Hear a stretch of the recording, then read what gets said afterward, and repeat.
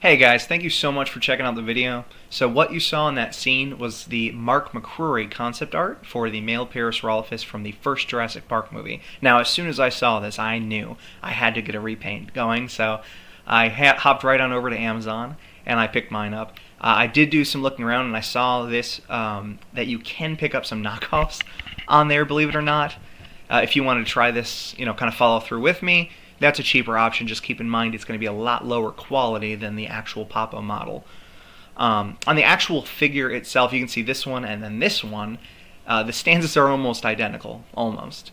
So between the price point, going for what I'm going for, and being the same pose, it is Jurassic Park through and through, which is perfect. That's what we're going for. I'll throw the video over here to the figure itself.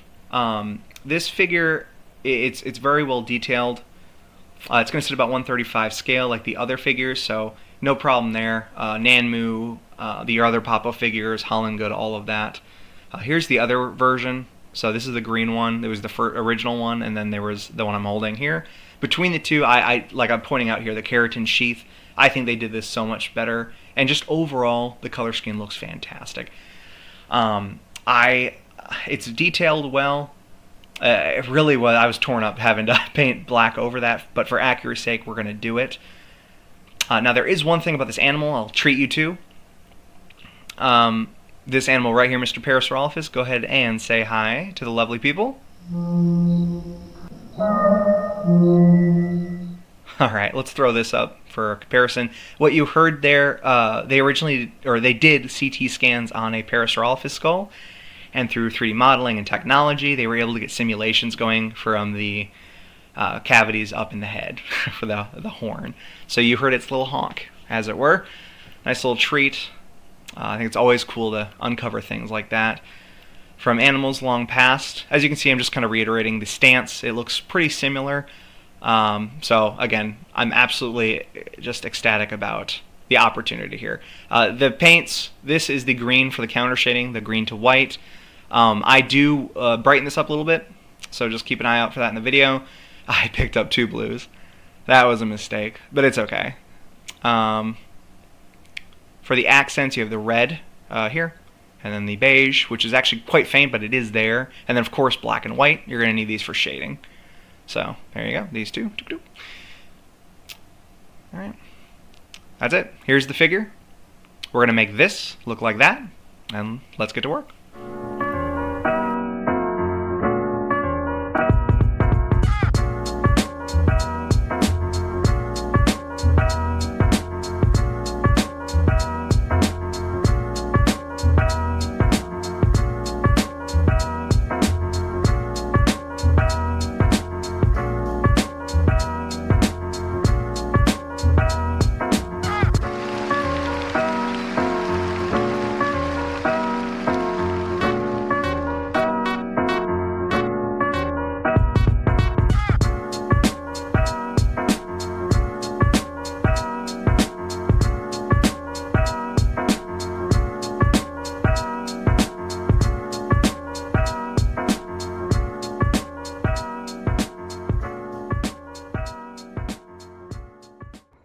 All right, and there she goes.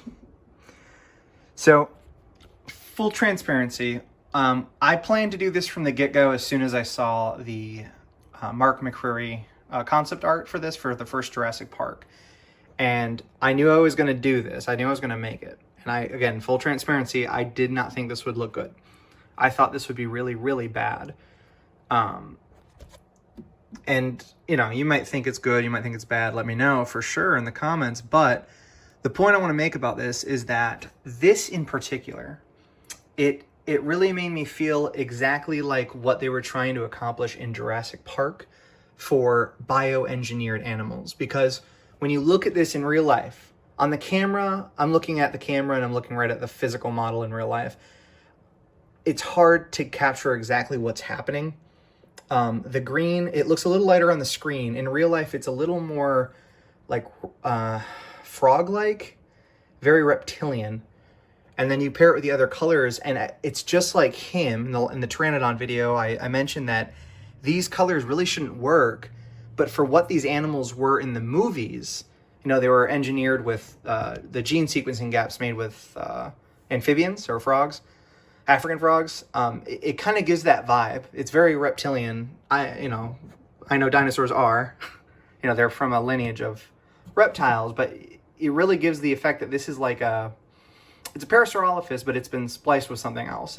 Because it doesn't quite look dinosaur-y. It looks more like, you know, like frog-like or some kind of weird gecko.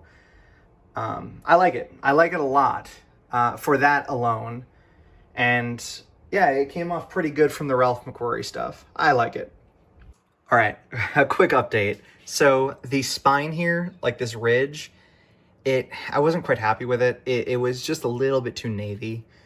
So I brightened up the blue, and obviously, as you can see, I widened the white stripes. Neither are like perfect, you know, to the image, but I think it works well enough, as good as it's going to. So definitely let me know in the comments which one you guys like more. I'm leaning a little bit more towards this one, but yeah, we'll get a little spin around. Yeah, I really liked how the you remember I was talking about the keratin sheath. I was kind of torn up having to paint it black over, but you know, it works, and I really like it. It kind of reminds me of like a Galapagos tortoise. They can be black, and that's kind of what it looks like. So I think that's neat. But yeah, that'll do it for the video, guys. Thanks again for watching. Definitely subscribe, definitely follow around, because we have a lot more stuff coming up, a lot of reviews coming out. Yeah, discussions, possibly movie stuff. So yeah. All right, thanks again for watching, and stay tuned. Bye.